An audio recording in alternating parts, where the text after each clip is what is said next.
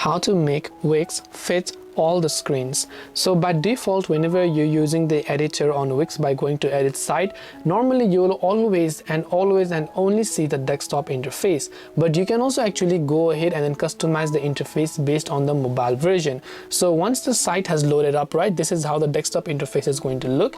To switch it to a mobile view, what we would just do is from the top left you can see desktop and mobile, just select switch to mobile and just make the changes as how you would want in the mobile version. So when you go to switch to mobile, you will see your website in the mobile interface just like this right here.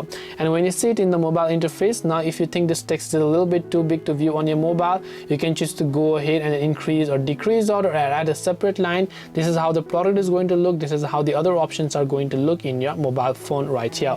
And this way you should be able to go ahead and then basically make your Wix website fit all the screens as much. Hope this video helped you. If you have any questions, feel free to leave them down below.